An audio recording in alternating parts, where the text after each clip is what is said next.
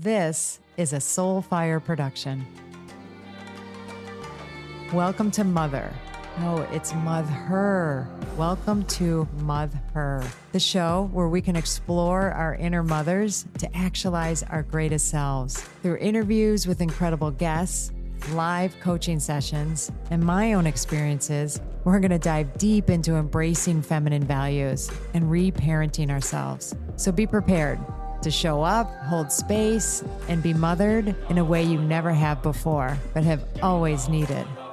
It's time we rewrite the Mother code. Well, I am super excited for this episode of Mother, Rewriting the Mother Code with me, Dr. Gertrude Lyons, because I have this wonderful guest. Lindsay Roselle is my guest today. And she is going to share a lot about herself because her journey has been very inspiring, really beautiful. And I know we're going to learn a lot from it. But after being just growing businesses, not just one, but businesses, really succeeding super well in the business area, had children, that shifted a lot of things. Had quite a time during the pandemic, which has shifted a lot of things. And we get to hear all about that. But mostly I want to say, even before Lindsay shares, first of all, well, welcome. I can at least have you say hi. Thank you. I'm very excited. I love talking about this stuff, and it's a beautiful intro. So thank you. Yeah, no problem. So business owner, mom stuff, we're going to, relate there, but really, I think Lindsay has had, some awesome experiences mothering, beyond children and seeing what it means to mother yourself, particularly the work that she now does with people focused on really going deep inside and working on our inner selves. And that, to me is the most important person we need to mother is ourselves. And this is like the true mothering. So Lindsay's in Colorado and she has a partner and 2 boys. And so welcome again, Lindsay. Thank you. Thank you. I'm really excited to talk about it all.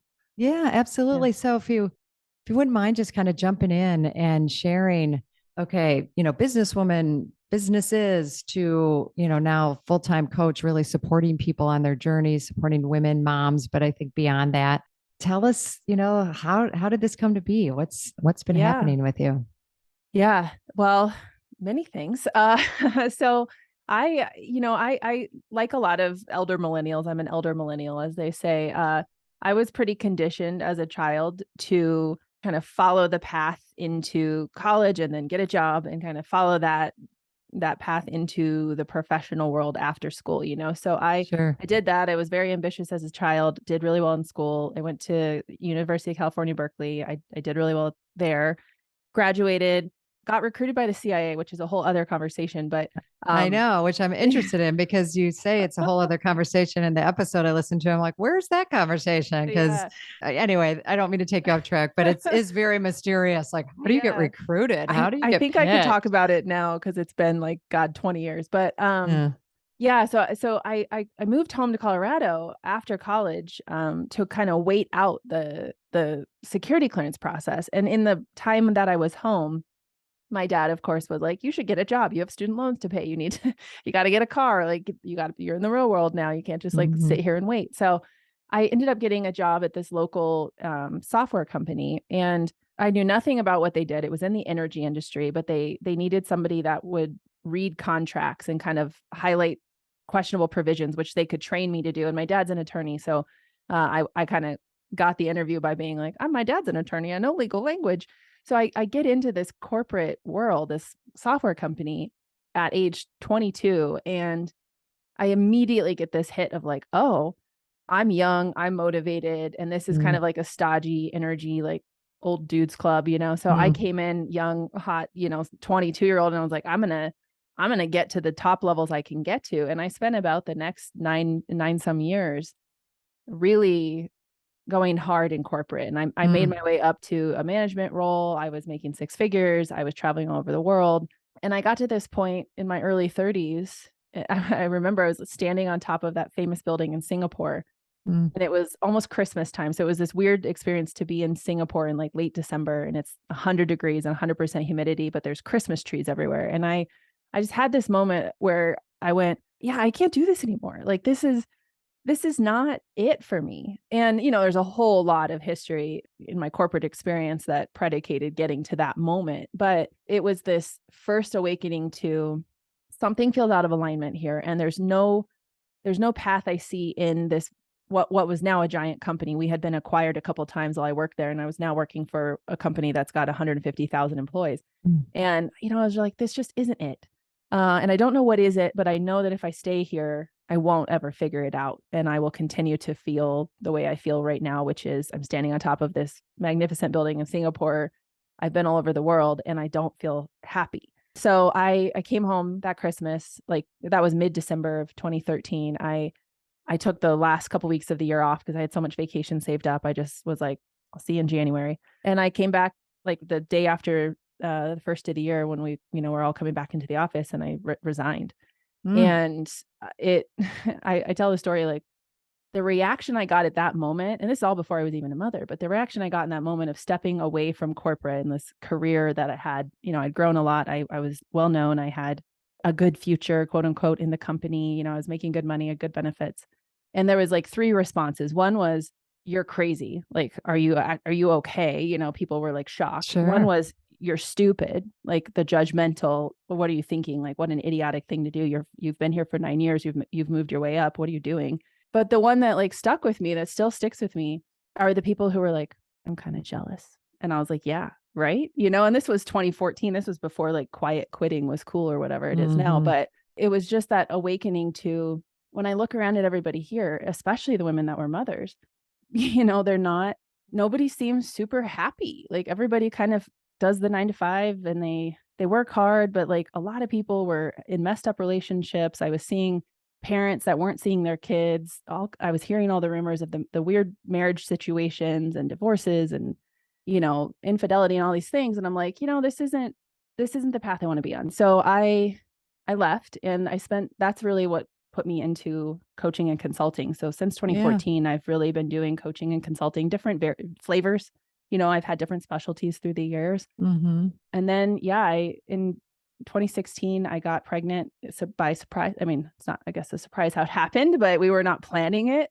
Right. Unplanned pregnancy with our first son. And that kind of changed everything. And we were only 6 months, me and my partner were only 6 months into dating. So that really set off a cascade that caught up with us in 2020 around like, we really didn't know each other that well, honestly. And we hadn't had some of the really important conversations that I would now tell people they need to have prior to being parents. And, we had our first son, and it was kind of like, oh, this is cute. We can take him with us places, and we can still do our entrepreneurial things. My partner is also an entrepreneur. We can take him to trade shows. We can travel with him. Just having one kid was much easier. And then we had our second son in 2019, and I had some postpartum depression after that. And, it was only 6 months after I had him that the world became the COVID world, which was crazy. And I guess it was like 9 months, but still, I was barely coming out of postpartum, heading into 2020, like, oh, 2020, it's gonna be this big year. We have 2020 vision. Like, all of us had been talking about 2020 for so long. And I had a 6-month-old going into 2020. And I was already feeling this mother load that I talk about, where I'm like, I don't know how to do this with 2 kids. And I don't really feel like myself. And I'm supposed to push hard into 2020. And then 3 months later, like, COVID. So and then I hit rock bottom end of 2020. I closed a couple of businesses. Our team, my partner and I, separated for about 6 months.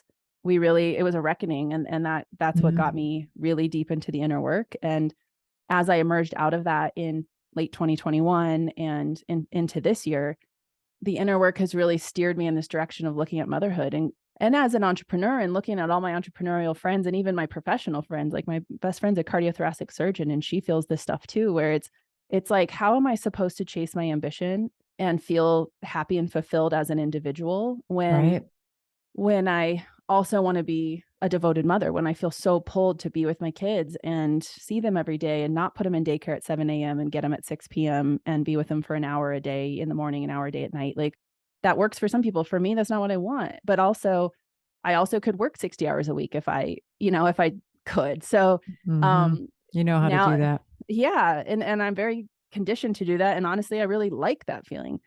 So now where we stand today, yeah, my focus has really shifted into growth and performance coaching for high achieving, high performing mothers, women who have gotten to a level of success, either in their own business or in a professional career of some kind, who are not necessarily wanting to take a pause. Like they still want to go hard in business. They still want to go hard in work. They're in the prime of their careers and they love their work, and they have young kids and they're going, wait a second, how am I supposed to feel like I'm a good mother, a good parent? When I'm home, I want to be working. And when I'm working, I feel guilty about not being home. And I'm constantly in this like intersection of desire to succeed and devotion to motherhood. So that's now my purpose and what I work with. It's still mostly business coaching, mostly like working with people whose frame is like growth in their work. But I always say, I come from a strategy consulting and coaching background. And I always say I can never out strategy a lack of inner work. So if you're not willing to go inward and look at all the emotions, all the feelings you have about your desire to succeed, your ambition, and how that is intertangled with your models of motherhood and your belief systems, then you'll reach a plateau with your growth in your business or your work. So, well, and it won't be fulfilling and satisfying, but totally. So poignant and beautiful, Lindsay. Thank you. And I always love hearing the richness of the story and how you got to, right? Because if you started at the beginning, how did I get to be, doing this when I started out as a recruit for the CIA, right? Yeah. Which seems in many ways very opposite from the focus being on our inner self. I don't know. That's my judgment. I don't. Yeah, no, I mean, that was 21-year-old, save the world, Lindsay, that thought that, and I went to Berkeley. And so I was very, attuned to politics, and I have a political science degree. So there's part of that, even to this day, where the allure of like the save the world complex is in me. And I think that is rooted in the same place as ambition. It's this desire to do something bigger than myself. And it is what pulls at me on the days where I'm like, maybe I'll just stay home with my kids and like homeschool. And I also like the like pastoral nostalgia of like buying acreage and having a farm and homeschooling. Like, I love how that sounds, but then that's equally pulled, like I'm equally pulled in the direction of like, yeah, let's go save the world, So. Well, and I think the save the world, I'm putting kind of the CIA in more of a bucket of a masculine way to save the world, right? For sure. But when you put it as like, I have this ambition, but it's married with this mothering part that cares and wants things to be different and has intuition and sees that the world doesn't really have to operate in this way, and this imbalance that you're talking about how, I think there's a big disconnect around the having it all, like, because we get to choose, right? And I think one of the things I'm getting from hearing your story now here is this ability to make the choice, right? And where does that choice coming from, right? And I venture to guess, and please correct me, that your upbringing was one of, strive, go for it, do your best, like high performer, that didn't come out of nowhere, right? So there's what our families, just wired into us, like this is how you do it in the world, right? And you were, very much in line with that. But then there's these kind of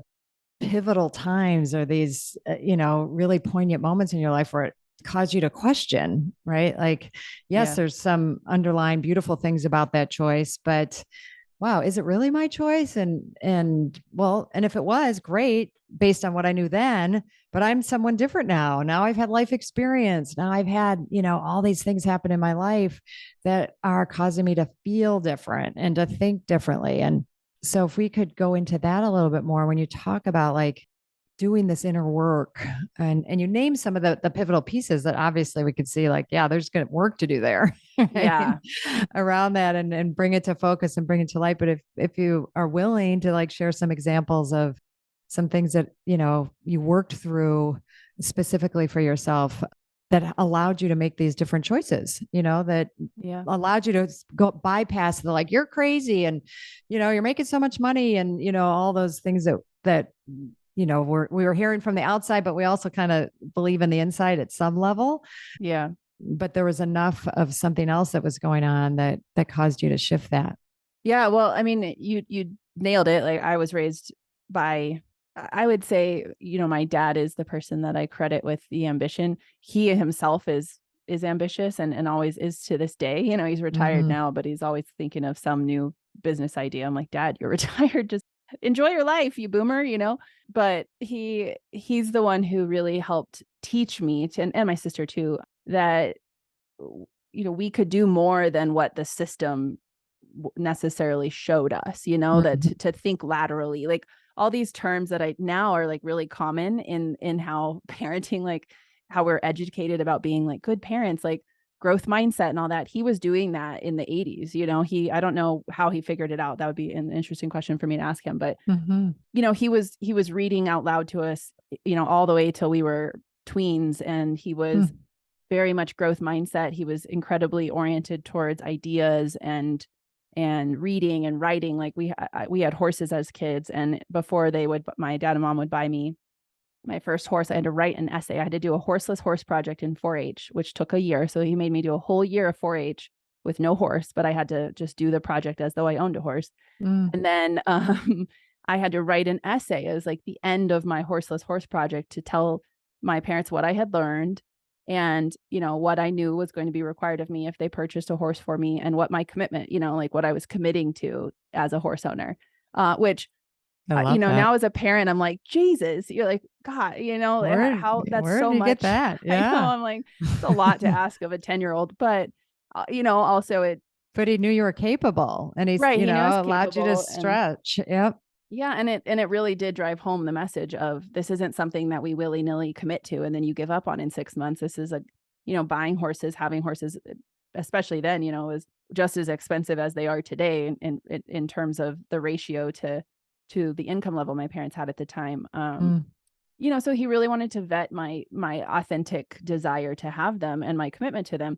And I think those are the kind of examples where, as then into my teenage years and even my 20s, it is the wiring around like once you do something, you have to do it really well. You have to be the best at it. You have to be committed to it. And of course I have the shadow of that. I'm an Enneagram 3. So I like have the shadow of if I'm not good at something or I do burn out on something, I just kind of like drop it and walk away. So all of that is to say, though, that I definitely was wired from childhood to be in this high performing mindset. And, you know, as my parents got divorced when I was 12, or I think I was 12 when they were getting divorced. And I remember as the stuff intensified in their marriage prior to divorce, I remember in those years using my academic achievements, because of course I was a great student.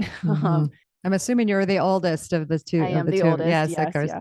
But I remember my dad coming home and I would be like, look at, you know, I got an A on this test, or look at what they said about my essay I wrote at school, or like I finished this book in one day. Like, you know, the achievements as a way of distracting or kind of mediating conflict between my parents. And so there's definitely a shadow to all of that started to come out, you know, as I got into my own relationship issues. But yeah, I mean, for me, it was the real turning point in looking at inner work and needing to really understand some of these patterns and where all this stuff comes from in your wiring was becoming a mother and starting to feel in those first few years of having Sawyer, my oldest, and then we added Wesley in 2019, you know, having 2 sons, started to really feel a lot of the wiring start to show up, like mixed in with like hormones and overwhelm and partnership questions around whose responsibility is it to do all the household tasks, and all these questions that we had never talked about because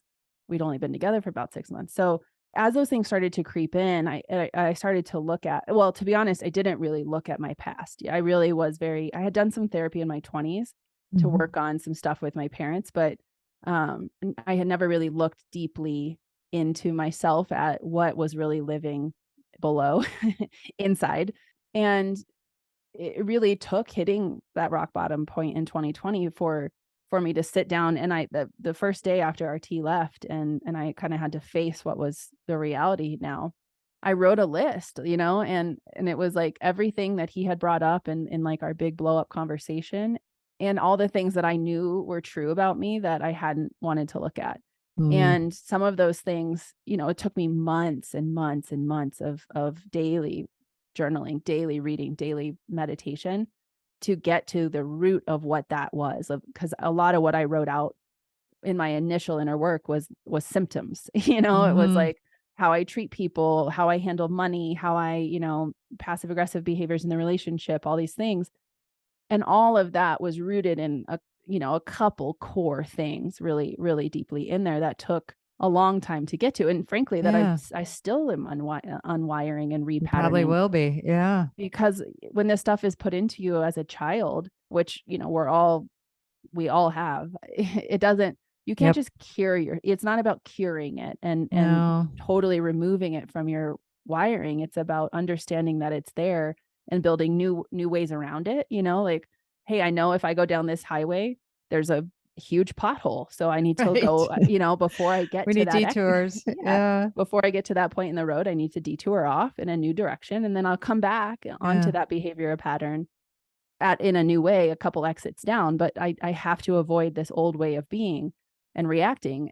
And so that's what I've done is with the inner work is really looking at, okay, I know that I have triggers. I know that I have patterns, and the more that I understand them and know and acknowledge them and become comfortable being uncomfortable with them, the more power that I take in behaving in new ways going forward. So that's kind of the overview of the inner work. And then there's just so much, we so many details. So we might get into some of those, but I want to lots of like bubbling to the surface or with what you're sharing, but one in particular, you had this, I'm going to call it training or, wiring around ambition, right? But part of I think one of the real positive sides of ambition is you get that things aren't an easy fix. You don't just get that pot of gold without working for it.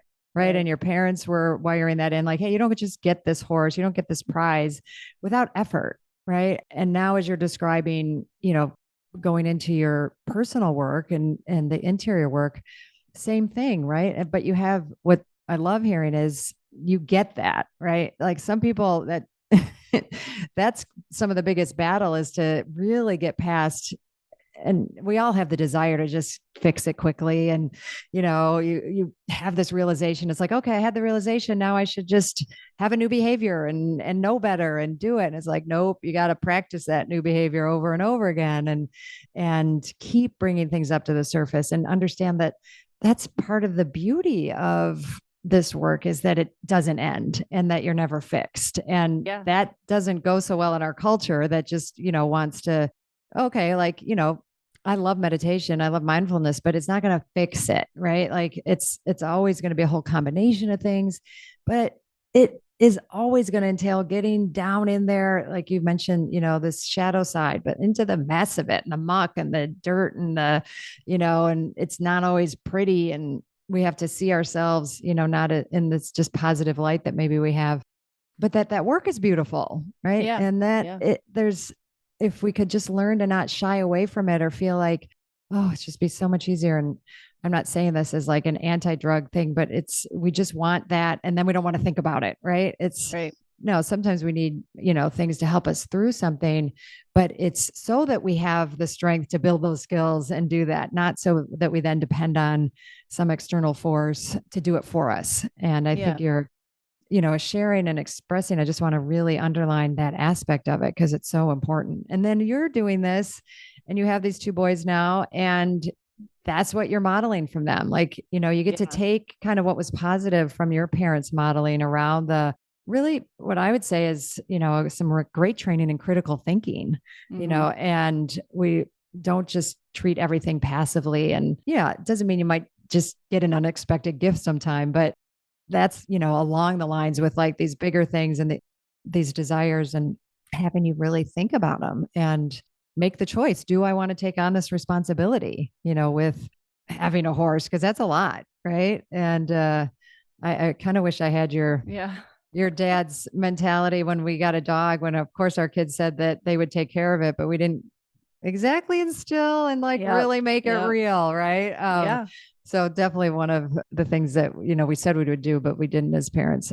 So I really want to congratulate you, but underline like, how this wiring, and that we get to choose, and you've now have this new vision for yourself, and you're, digging in with that in a way that supports you, which then trickles down to like supporting your relationship with your partner and then to your boys. Right. And I think that priority is another thing that I'm imagining as part of the work you're doing with, the high performing women is because we have that proclivity to take care of everyone else, the career, the kids, the husband or partner, or, committees, volunteering, we'll just keep adding them on. Yeah. And then put ourselves lower and lower on the list. But I'm assuming, and what I'm totally getting from you is like, nope, that's not the way to go. I have to put myself as that priority.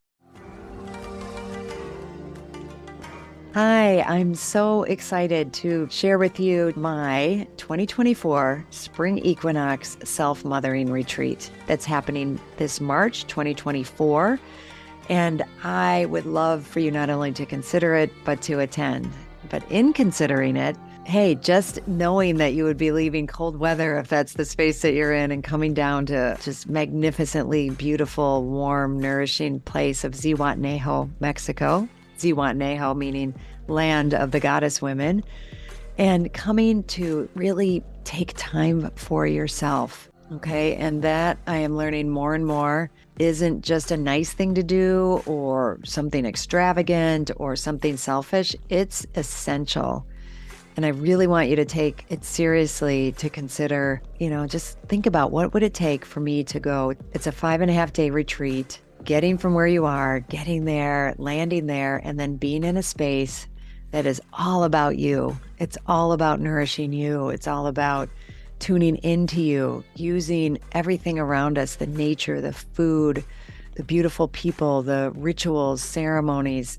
I bring it, we really bring it. And we go deeper and deeper as the days go on, and we release, we let go, we bring in what is nourishing, what is empowering, what is that space of just really divine feminine energy. And we do it in the community of women. It's not for everyone. I will be honest, if that idea of leaving and not making it work, or it's just too hard, not for you. If the idea of, spending that amount of time inwardly focused and going to that level of self-awareness doesn't sound like something you're willing to do or put the time and energy into, then it's not for you. And it's good to know that, right? So this is for people who are serious about what it means to mother themselves, what it means to take time for ourselves, and that gift and what that gift can bring to us. It was originally right after my fall retreat. It filled right up. But now some people, it turns out, are not able to come. So I do have a handful of openings. And if you're listening to this and you're willing to take that step, please reach out to me. We can do a discovery call, or you can put a deposit down. I would love that. And you can do that by going to my website, www.drgertrudelyons.com. Go to events, and there you go. It'll all be there. There's a beautiful page there for you to explore. I look forward to hearing from you and then seeing you on my spring retreat.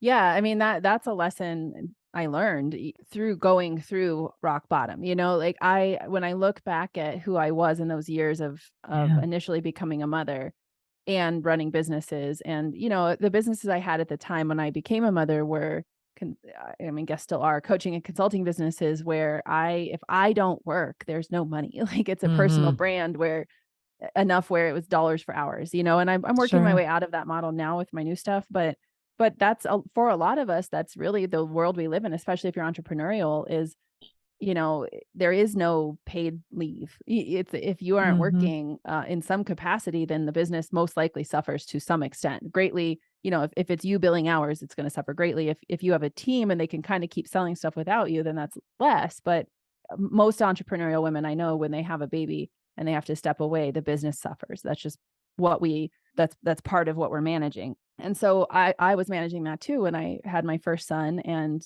it was still when I had my second son. And when I looked back at those years leading up to everything that kind of fell apart in 2020, it was like, wow, even though I would have never admitted this, I put my order of prioritization was businesses first. So if work needed me, it was work that got the attention, then the kids, and then my partner, and then me. And so, and business was so demanding, especially in 2020 with everything that happened. And I had multiple brick and mortar businesses. So as things got worse in 2020, and we were mandated to close, and those mandates stuck around, and there was, the funding from the SBA and all these things didn't come for a long time. Enough, yeah. It wasn't enough. And I ended up closing 2 brick and mortar businesses that I owned here in Northern Colorado to the cost of multiple hundreds of thousands of dollars, And so the businesses were so demanding. And then I had young kids, so they were so demanding. and that was about it that I could handle. And I didn't really handle either of them well because I was at the bottom of that list. And so my relationship got very little of my, attention and very little of like the best of me. And then I was at the bottom of my own list. So I was not taking care of myself. I felt like shit in my body.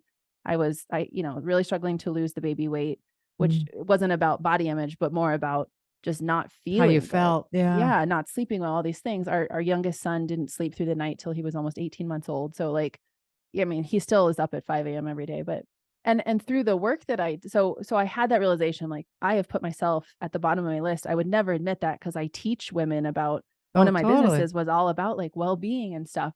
And I'm a yoga teacher. I've taught yoga for like 15 years and I still wasn't realizing that I was at the bottom of my list. So one of the things I intentionally did I say I went into this cocoon, like, RT and I separated, he moved out. So the end of 2020 and, halfway into 2021, I was basically a solo parent. I had this big house and 2 kids and no partner living with me. And so when they went to bed at night, and before they woke up in the morning, I was alone. And so I had a lot of time to really figure out and answer the questions, not only like what happened and looking backwards, but going, okay, what's happening now and what do I want moving forward? Yeah. And that's where I started to realize like, okay, I can't repair my relationship. I can't be a better mother. I can't show up in the businesses the way I want to if I'm not well.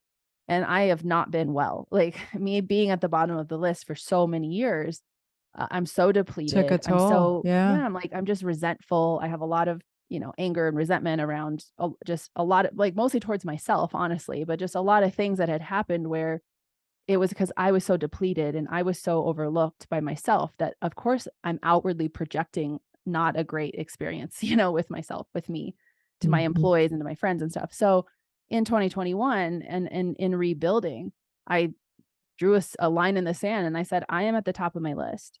I am going to prioritize myself above all of those other things. Not that I'm more important than my kids or that I'm more important than my partner in terms of ego, but if I'm not doing what I need to be well with myself, my kids are going to get a shitty version of me. And that's not going to that does not serve them. My partner is going to get a shitty version of me. That does not serve him. The businesses are going to get a shitty version of me.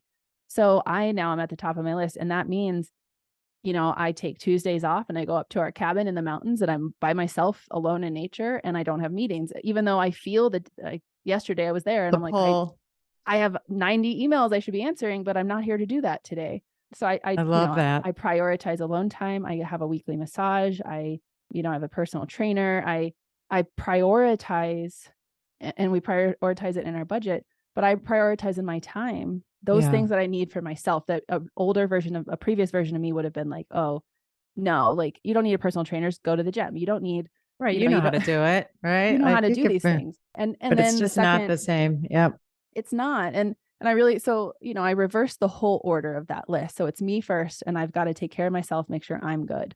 Then it's my partnership, because if he and I are not good and we are a system, and I saw what happened when he and I were not good and he left, and I took on even more mental load and even more stress because now I've got the whole angst of like, I love this person and our relationship is failing. What do we do? Like that's added, discord in the system that we don't need. And so he and I have to be good or nothing else is good. And then it's the kids, because ultimately, if something's wrong with the kids, the business is not going to get the best of me. So I've got to prioritize the kids above the businesses. And I made the conscious decision, and all my clients know this, is that on a day where somebody is sick or the school is closed or my nanny calls out, or I have a lot of childcare, but it still is an imperfect system, right? So it's like on the days where my kids need me for whatever reason, I don't take calls, or I will move your podcast interview, or I will move your coaching call. And that's just something, working with me or being on my podcast, because that's what's more important to me.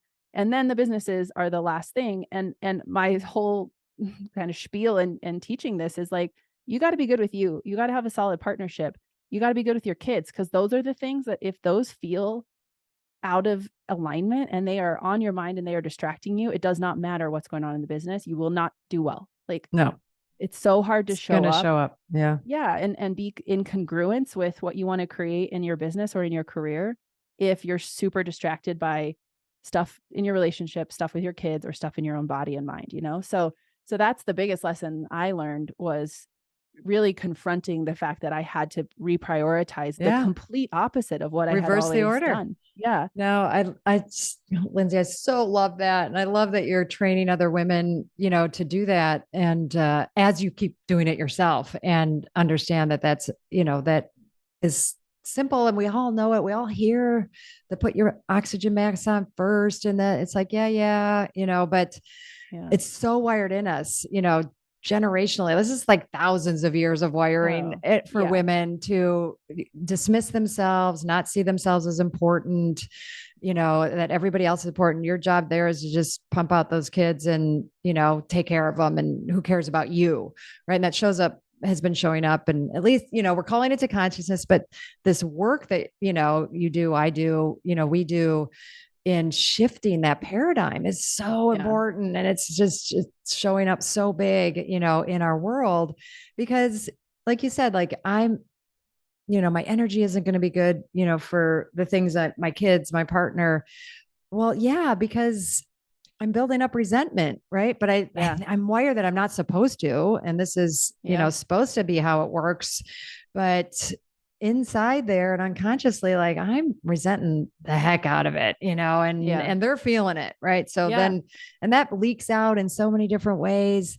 And will our kids demand as much of our attention as we're willing to give them? Of course. Like they're not, that's their job, right? Right.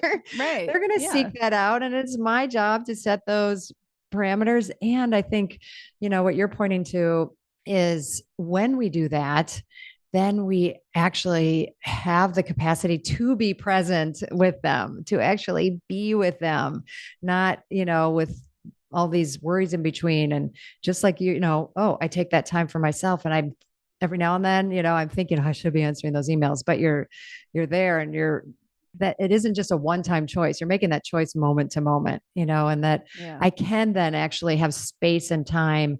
And the whole time thing is so, I think we get so caught up in it, like how much it's, how present are we, with the people that we're with, but starting with myself. And if I can't go spend a day by myself, at the cabin and be with me, then I'm not going to be able to be with anybody else. And so I'm just starting, to a practice of set alone time, whether it's a weekend, a day, a part of a day. And I'm shocked at how hard it is.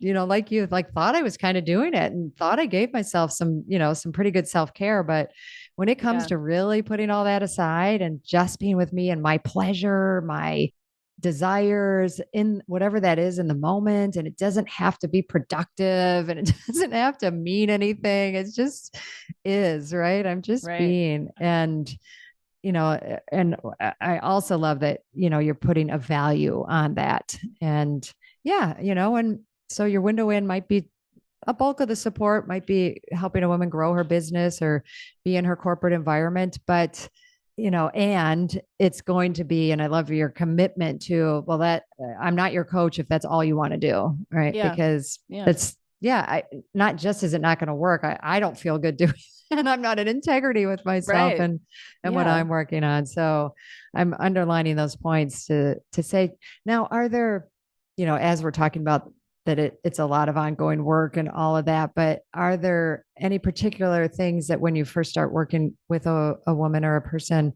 that, kind of get the ball rolling, or, they can grab onto, because usually high performing women need something to do, to feel like, they're making some movement. So I know I have to start with not just your feelings and get into that stuff. So if you have some things you could share in that way, that would be great. Kind of 2 points there. I mean, one is kind of on specific to how I encourage an inner work practice to begin is an exploration of core values. And if you're like me and you've had a million coaches, a million masterminds, and you're a self-help, glutton, like I've read everything. I know all the leaders. I follow every Instagram influencer who proclaims to be a thought leader in this space. Everyone talks about core values. It shouldn't be something that's new to you. If it is, cool. I'm happy to introduce you to it. If it's something where you're like, yeah, I know my values, like, which is what I would have said to you a couple of years ago. I would have been like, yeah, I've done that like 14 times. I know what my core values are, but they were not authentic to me. They were values that were very much externally validated, right? They were the ones that I thought people would expect me to say. They were the ones my ego wanted me to be associated with, like community and abundance and things like that. Bullshit, like it was stuff that's like, what does that actually mean to you, Lindsay? Like, how are you actually living that out in your life? And so when I did my core values again, in this time, in this like cocooning period where I really went inward, and I didn't leave my house much, and it was winter, and I went through this like wintering period, and I redid my core values, and my number one core value is warmth. Like I don't embody warmth. I want to be a warm person. Everyone that I love, who I think is just an incredible human, I would describe them as warm. Like they smile at you, they're genuine. You can feel their life force when you get close to them. They're super authentic. They don't bullshit you, but they also aren't full of, they're also not full of fluff. Like they're just real, transparent humans. And that makes people a leader, that makes them magnetic. Like I want to cultivate warmth. And since then, like that is my number one core value. And it's all about like, it's a way of, it's a character trait that I want to have. And I do want that to be externally validated. I want people to be like, yeah, you are like a super warm human. And it's a measure inward. A core value is also a way of checking yourself internally to say, is this decision, this behavior, this reaction, whatever, in alignment with my core values? Do I feel like the way I just responded to that thing, or the way I'm operating my business, or the way my relationship is going with me right now, or these friendships or my family, am I showing up as the warm, like in the warmth that I want to embody in my life? So for me, core values is a place to start for everyone, because it has to be this like radical, authentic, honest conversation with yourself. And I am really good as a coach at making you do that, because I have a pretty good barometer for people who are like, abundance and community. Well, what does that mean, actually? Right. How does community show up in your life? And are you making decisions every day where you measure your decision making against your core values? So that's where I start. And then a lot of when I work with mothers, which is really the direction I've gone in now, high performing mothers, we do an audit. And I have a podcast called Motherload, and the Motherload company is launching next month. And we will do these audits. Like we're launching like a whole home edit for your mental load service, where we can come in and basically consult your life back into balance to some extent, where we look at all these buckets. But I have a breakdown of the mental load of the mother. And I work through an audit with you, because I think for a lot of the women I've worked with over the years, we'll have this conversation. We're talking about business. This is an actual example. We're talking about business and marketing strategy. And she casually is like, yeah, and like, oh God, I have to go. It's date night. Like I haven't had sex with my husband in 8 months. He's probably going to want to have sex tonight. And I'm like, what? Wait, excuse me? Like we're having a conversation about marketing, and we're trying to work on the strategy of your business. And then you just casually let it fly that you haven't had sex with your husband in 8 months. And you're like, annoyed that you have to go get ready for date night. And I'm just like, okay, this has to be on you. Like this has to be weighing on you, and I can draw a link between your marriage something must be going on in the marriage if you haven't had sex in 8 months. And like, here we are struggling with some stuff in your business. To me, it's pretty obvious that those two things are at least tangentially related, right? Absolutely. So now these days with mothers, I'm like, I'm not willing to just talk about your business or talk about your career without a conversation about everything else that's on your mind first.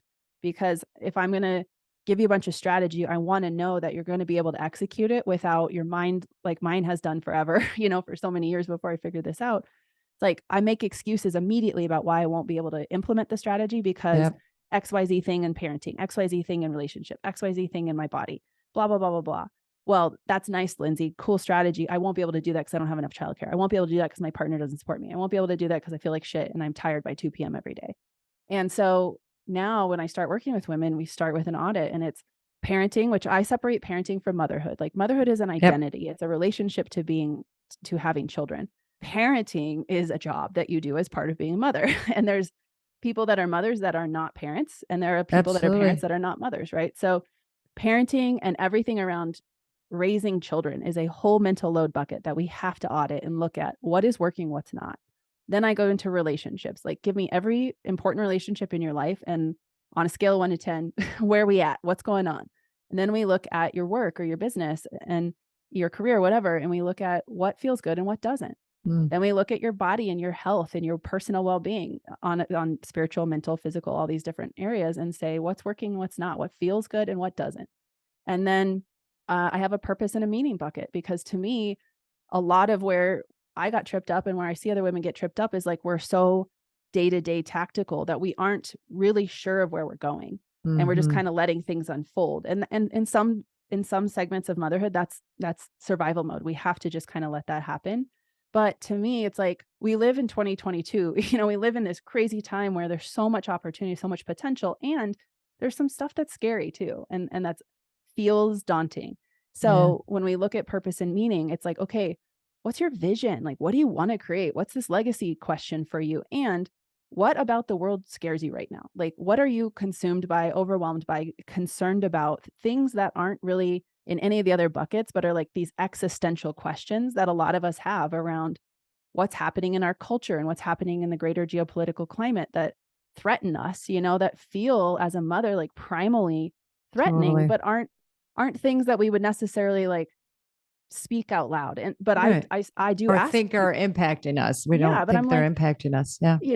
I go down the doom scroll of, what happens if Putin drops a nuclear bomb on the Ukraine. Like, you for sure know that there is going to be a ripple effect that affects how we mother our children, period. So to me, it's like, I don't spend a lot of time worrying about Putin dropping nuclear bombs. Like, that is not my job, but it's a real thing that's happening in our news cycle. And it can be one of those like intrusive thoughts that takes us offline, and then we can't get the email written in our business. We can't get the presentation done for our boss. Like, like there's lines you can draw between what's going on in all these mental load buckets and how we perform as ourselves in our role as ambitious woman or great mother or, committed partner, whatever. So to me, it's those two, those are the places to start. If you work with me, we go hard into core values, and I will have a very real, honest conversation with you about your core values, because they are the barometer for all other things. And they are also heavily influenced by what we already talked about, your belief systems, your wiring, like what you think people expect of you, but versus what you really feel and want. And then we go through a Motherload audit, looking at everything that's on your mind, and even the unspoken things, like my client who said she hadn't had sex with her husband in months and months. I'm like, most people would never tell their business coach that. Right. But I'm not think it's relevant. Right. And because we're in the buckets. Right. Right. But when we start to look at all the stuff and this is from my own experience, like one of the reasons I was failing as a leader in my business in 2019 and 2020 was because my relationship was starting to deteriorate. And I was so distracted by that it was really hard for me to muster like magnetic leader energy in my business. And I, now that my relationship's in a great place, I'm like, I'm so solid in my relationship. I don't question anything about it throughout the day-to-day world. And so that is not something distracting me. It is not something pulling energy out of me and my life force. So I'm able to then give that energy to you and to my clients. Absolutely. So those are the two like fundamental places to start, I would say. Well, those are beautiful and big places to start, right? And I love how you outlined, the whole, because it is all of those things. It's not, I don't just stop at like, okay, now I have my core values and now I know what to do, right? And how to live them. And it's like, we get that, and I love you underlining how important, and, particularly that it isn't something, your core value might not be something that you're innately good at right now, or that but you realize through that process you're talking about how much you value it, and then that informs our current goals and purpose. It's and ways to, so I love that part of it, and the whole journey, right? And getting that, like, this is the journey. This isn't like, okay, now I'll do this and then I'll remember, like, even this process you're talking about isn't then you're living it, then it's evolving, then you're continuing to explore, and it's going to bring stuff up. And I think one of the I'm going to call it more maybe feminine values. And a lot of what we've been talking about, even though we haven't explicitly been saying it, is what I think is this beautiful harmony of masculine yang and feminine yin, ways of being, and, the ambition, married with the warmth, and, how anytime we're trying to be in either side all the time isn't going to work. Right. Right. So I think that aspect is, one that I really want to underline from what you're saying, because but that there are frameworks and there are processes, and we don't have to know how to do it. We shouldn't feel bad that we don't know how to do it. Right. And, that's similarly, what got me on, all of this with rewriting the mother code. I was actually coaching and training moms and women while I was raising my kids, but I hit a point where I stopped doing that work on myself. Yeah. And then years went by, and then, oh my God, I look back and yeah, I have some regret and remorse about that. And I can honor and now, look at and deal with, like, what was that stopping point? Right. Cause that's a treasure to unpack, not just something to feel bad about, like, oh, I failed. No. And now I can, like you, it's like, and I want to share it with, like, lots of people and do all that. So speaking of that, I would love to, I know you named that you have a podcast, but if you could let some of the specifics, and then I have one more closing question. So how can people find you? Yeah. I just want to touch on one thing briefly to what you just said, which is thinking of the discovery of these things inside of you as treasures is really the way to approach it. I think for a long time, I thought if I got into therapy, I did this work, that what I would discover would be so ugly or so hard that I wouldn't want, like, I didn't want to know bad things about myself. I only want to know good things about myself. And I just want to like go be awesome, like very, very wired to look good and not take negative feedback. Totally. And one of the greatest gifts that I've learned through this process, and I, now in 2022, I've done a lot of work with plant medicine, and part of these like deeper journeys that you go on where you unlock things in your subconscious mind, like we come out of these experiences, whether it's plant medicine or it's inner work, and you have this epiphany about yourself, and you're like, oh my God, that's where that came from. Like, that's why I do that. That is that I just connected dots from something I saw my mom do or heard her say, or my dad as a child, which they got from their parents, and that's me acting that out. And then like so it might feel like it's caused some strife in your life. But once you unlock it and you figure it out, like that nugget is a treasure. It's like, holy cow, you've just unlocked something in your identity, in your way of being a human in this world, that from every day going forward, you now have a choice to do differently. That is power. Like that is ultimate embodiment of your one life, So to me, what you said, you briefly said it, but I wanted to drive that point home. Absolutely. Like, I know we can't drive that point home enough. Yeah, it's exactly. So beautiful. Yeah. And there's so much, there's so much support for people. If you find the right communities and the right people, having those discoveries about yourself, you will have a place to land where you can come to and be like, this is incredibly emotional for me to say out loud that this is who I am, and that there's part of that, this ugly thing exists inside of me, but now I see it and I want to change it. So I want to make sure that I touched on that. And, of course, yes, people can, I talk a lot about all of this. Yes. This is my work. My podcast is called Motherload, the mental load of the mother. So Motherload. Right. We explore all these themes around following your ambition, but also wanting to be a devoted mother, and how that feels on a day-to-day basis. And then I have the Motherload company, which is the growth of my consulting and coaching business to try to make it a little bigger than me. So you can still work with me one-on-one, and we've got a couple different programs that you have access to me. And then we're launching some services, like I mentioned, kind of like I casually call it the home edit for your mental load. So that'll be coming in the new year, but it's basically a done for you way of us coming in and helping if you're super high performing, stressed out in your life, and we'll do this audit and we'll look at, okay, what do you need in your home? Like, do you need house managers? Do you need nannies? We'll help you hire them and manage them. Like, do you need personal trainers and gyms? Like, do you need daycare? Like, because a lot of the women I've worked with are so paralyzed in those questions that because those distract them so much, they can't focus on their career or their work. So a done for you high level service in that arena is coming too. So wonderful. Watch for that. And the best way to get in touch with me is Instagram. That's where I spend the most time. So it's just at Lindsay Roselle or at motherload .pod for the podcast and motherload.co for the company. Wonderful. Well, I'm thrilled. So, closing question that I always ask, because I always love the answer, even though it's actually what we've been talking about the whole time, is what does rewriting the mother code mean to you? For me, to me, it means really the separation between understanding that there is a separation between being a mother and being a parent, and that when your identity shifts into mother, there's so many other aspects for you that you have the opportunity to look at and rewire. And as you rebuild your identity, now that motherhood is a part of it, you have an opportunity to go a different way, or do more of the same if it's working for you.